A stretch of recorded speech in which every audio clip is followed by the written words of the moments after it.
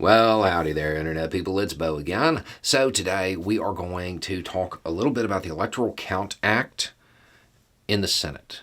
We talked about it recently in the House, and now we're going to talk about where it stands in the Senate.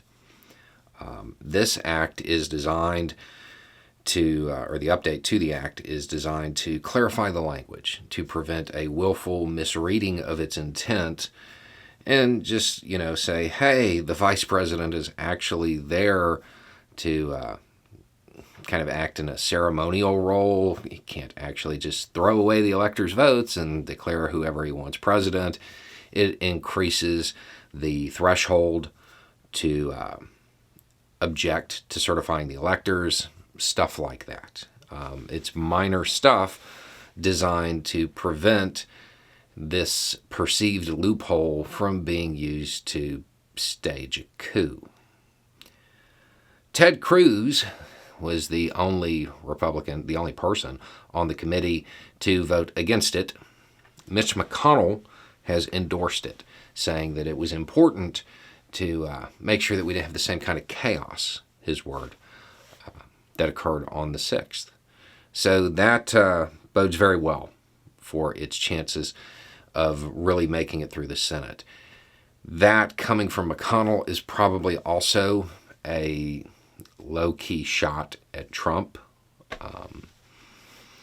The bill has, I want to say, 11 Republican co-sponsors.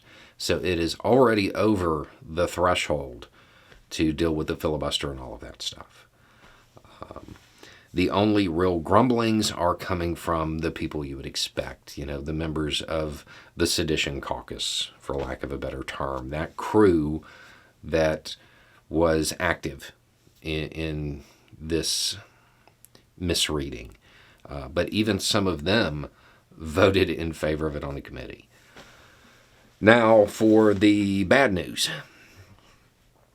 Because of timing, this probably won't be resolved until after the election, after this election. It will probably be dealt with by the lame duck Senate. There's just not enough time. Odds are they're not going to come back in October, then the election, and you go from there.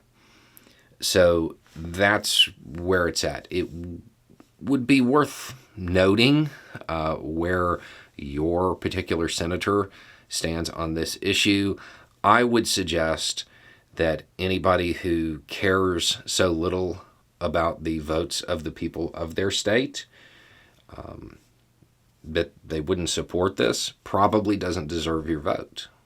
I mean, that just kind of stands to reason, right? If they don't actually support you having a voice, they probably shouldn't be your representative, because they're obviously not going to represent you.